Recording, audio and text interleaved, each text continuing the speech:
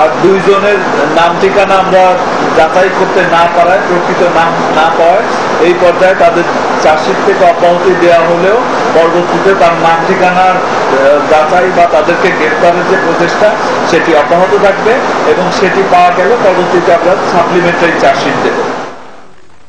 হজ ও ওমরাহর নামে মানব পাচারের অভিযোগের তদন্ত শুরু হলেও তাকে খুব একটা পাত্তা দিলেন না অভিযুক্তরা। মঙ্গলবার সরকার গঠিত তদন্ত কমিটি বেশ কিছু হজ এজেন্টকে তলব করে, কিন্তু তারা নিজেরা না গিয়ে পাঠিয়েছেন অফিসের পিয়ন আর কর্মচারীদের।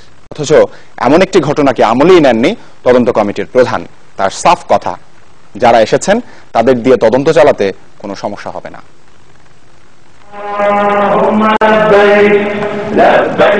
প্রতি বছর ওমরা হজ পালনে সৌদি আরবে যান 1 লাখেরও বেশি বাংলাদেশি, কিন্তু তাদের কিছু অংশ আর ফেরত আসেন না। জীবিকার সন্ধানে অবৈধভাবে থেকে যান মধ্যপ্রাচ্যের তেল সমৃদ্ধ এই দেশটিতে। আর এ কারণে চলতি বছরের শুরু থেকে বাংলাদেশিদের ওমরা ভিসা দেয়া বন্ধ রেখেছে সৌদি সরকার। সম্প্রতি বাংলাদেশকে চিঠি দিয়ে সৌদি সরকার জানিয়েছে গত 1 বছরে প্রায় 11,500-এর মতো মানুষ ওমরা করতে গিয়ে আর ফেরেননি।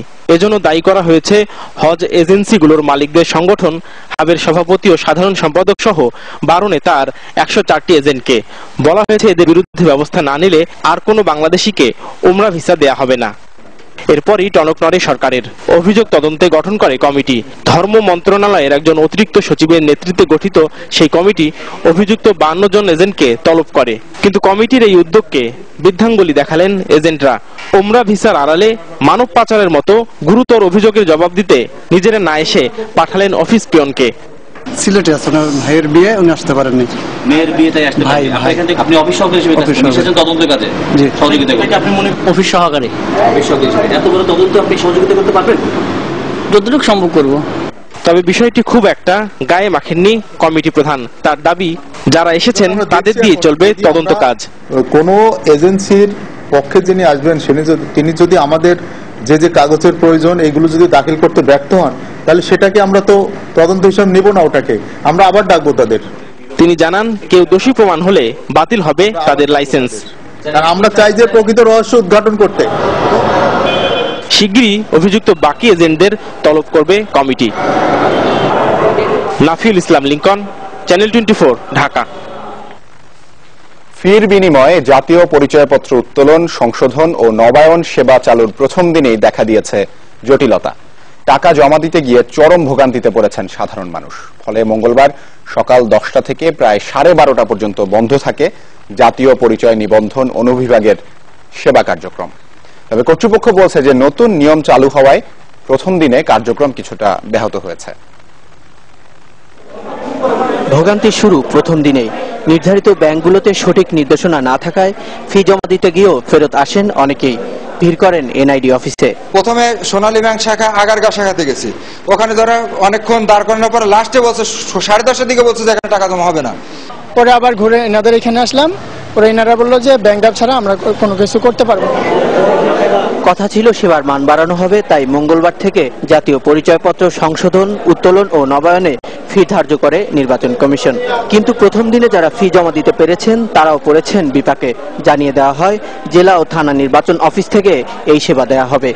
আগারগাঁও থেকে ভিজা আবার গেছে পিএসসি সার্ভিস কমিশনে, এই দৌড়দিন এই পর্যন্ত ঠেকছে। এখন আবার সিরিয়াল পর্যন্ত আছে, সিরিয়ালের পর্যন্ত তারা নিচ্ছে না। জেলায় বলছে যে আপনি কেন্দ্রে যান, কেন্দ্রে বলতেছে জেলায় যান, আমরা হচ্ছে ভুক্তভোগী, আমরা যাবো কোথায়? এরকম হজবরল অবস্থার ভেতরে বেলা 11:30টার দিকে মুখ থুবড়ে পড়ে কার্যক্রম। সাংবাদিকরা বিষয়টি কর্তৃপক্ষের নজরে আনলে ঘণ্টাখানেক পরে স্বাভাবিক হয় পরিস্থিতি। জমা নিতেছে না সংশোধন জাহাঙ্গীর, তুমি কত শুনতো ফালানা করে রাখো তো, সবাইকে এটা রাখো। জাতীয় পরিচয় নিবন্ধন অনুবিভাগের পরিচালক অপারেশন মহসিন আলী জানান, নতুন নিয়ম চালু হওয়ায় প্রথম দিন কার্যক্রম একটু ব্যাহত হয়েছে। ঢাকা সিটির মধ্যে 15 থানাতেই আমরা জোর দিচ্ছি যাতে আমাদের এখানে লোক সংখ্যা গ্যাদারিং না হয়, এটা মানুষের কষ্ট যাতে কম লাঘব হয়, এক জায়গাতে আমাদের এখানে স্পেসও কম। জাতীয় পরিচয়পত্র অফিসের অদূরে থানা নির্বাচন অফিসে গিয়ে দেখা গেল সেখানে অলস সময় পার করছেন কর্মকর্তারা। সঠিক নির্দেশনা নেই তাদের কাছেও। আর এন্ট্রি অপারেটর আজকে এখন এসে জয়েন করবে আর কি, আসছে না আজকে এখন মানে এখনো তো ভোটাররা ওরকম ভাবে জানে না, হয়তো আস্তে আস্তে জানবে, টাকাটা জমা দিবে, তারপরে আসবে। জাতীয় পরিচয়পত্রের সেবার মান বাড়াতে সোমবার ফি নির্ধারণের কথা বললেও ভোগান্তির বিষয়ে কোনো কথা বলতে রাজি হননি নির্বাচন কমিশন সচিব। আহসান হিমেল, চ্যানেল 24, ঢাকা। নিউজ 24 এর সময় হলো আরেকটি বিরতির, এরপর যা দেখবেন। বাংলাদেশ ভারত নৌ রুটে নাব্যের জন্য ঋণ দেবে বিশ্ব ব্যাংক, 3 ভাগের 1 ভাগ হবে অনুদান, জানালেন নৌ সচিব।